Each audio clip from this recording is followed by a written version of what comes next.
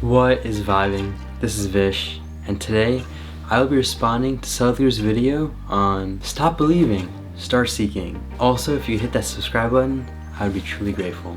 I'm a meditation coach and have guided hundreds of people in their meditation journeys. If you want to learn how to start, or want a one-on-one lesson with me, either comment down below or message me on Instagram @VishVibes. Sadhguru is a yogi, mystic, and visionary who is enlightening the world. The self is truly grateful for his work and, in general, his presence. I even got to meet him recently at the Sadhguru Darshan in Tennessee. It was a beautiful experience. Let's see what he has to say about believing and seeking, and why you should seek over believe. The fight in the world is not between good and evil, it is just one man's belief versus another man's belief, isn't it? Now this many people believe my story, this many people believe somebody else's story. Can you stop these people fighting after some time? Initially they will say bye-bye. Initially they say we are all brothers, we are together, this, that. But tomorrow, when these people insist our story is right, and these people also insist our story is the real reality, can you stop them from fighting? Anyway they will fight. Please understand, all the fight in the world is just one man's belief versus another man's belief. Simply because That is very interesting and even true. If you look at the historical fights with the various prominent religions, or even now with politics and countries, it still is very belief-oriented in terms of what they think is right, and obviously that tends to conflict with what other people believe is right. And so in both cases, they're just beliefs, and both people and parties, and even religions and groups don't know what the truth is, as everyone will claim that they have the truth. And so that is interesting. they believe things that they do not know. Why don't you be sincere enough to simply see that you don't know? If you see, I do not know, what you will do? You will seek. Because nobody can live with I do not know for too long.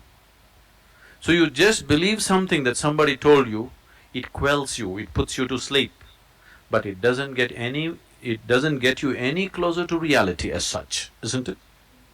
Just makes you believe one more story. Now, these stories, very entertaining, culturally rich, but if you're looking for enlightenment, if you're looking for liberation, if you're looking for going beyond your limitations, they are of no consequence.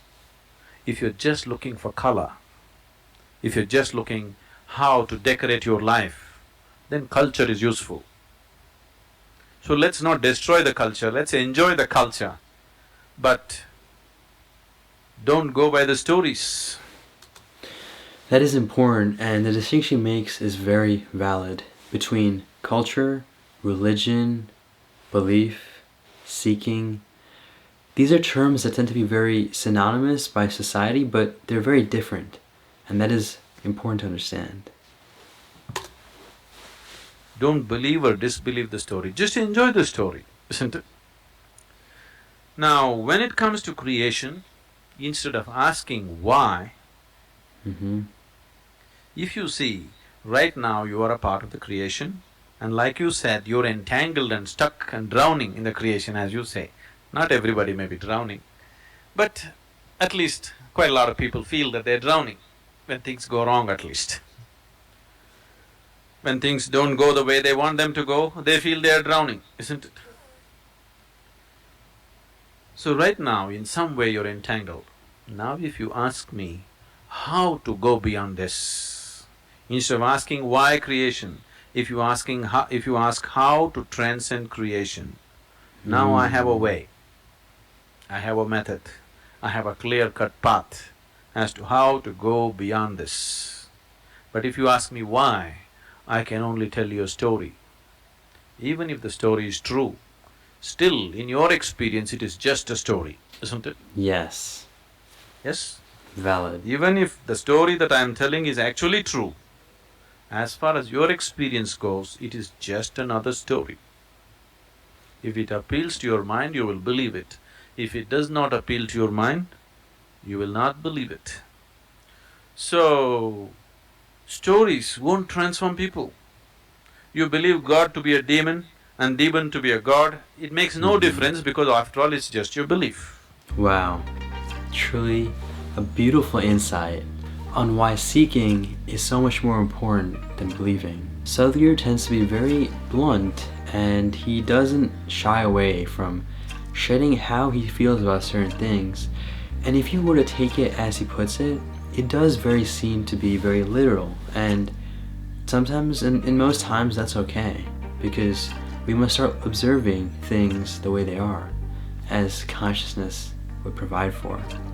All these other judgments and analyses and takeaways are all just things that the mind creates, and layers of stuff created on top of what is what it is. It is interesting to see how he talked about the various religions indirectly, and it is very true. If you look at the historical trends of wars and conflicts, there were major conflicts that occurred just due to the differences in beliefs, and as he calls it, one person's story with another person's story, and how both people feel like that is the truth. It is very fascinating because with spirituality, it's all about experiencing the truth, not believing in the truth or talking about the truth. It's all about experiencing. And until you've experienced it, there is no point questioning the why, how, when. No, these are all questions that the mind creates. And it is very cool to see how he responded to the why the universe started and creation started. He beautifully put it. More than questioning the why, you might as well transcend it, and naturally you will experience the why instead of questioning the why or answering the why. Whatever one person says will have only so much value, because at the end it's what they're saying and it's coming out of their experience or maybe their belief.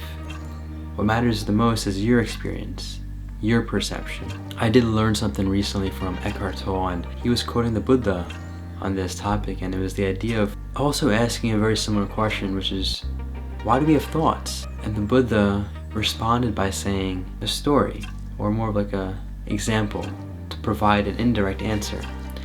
And what he was saying was that imagine you have an arrow stuck to you, and then as the arrow is stuck to you, you're bleeding, and instead of taking it out, you question, where is this from? Why is it here? And asking all these questions while you're bleeding with the arrow in you. What is the point of that? The point is to first remove the arrow. That is the first step. All those questions are unnecessary.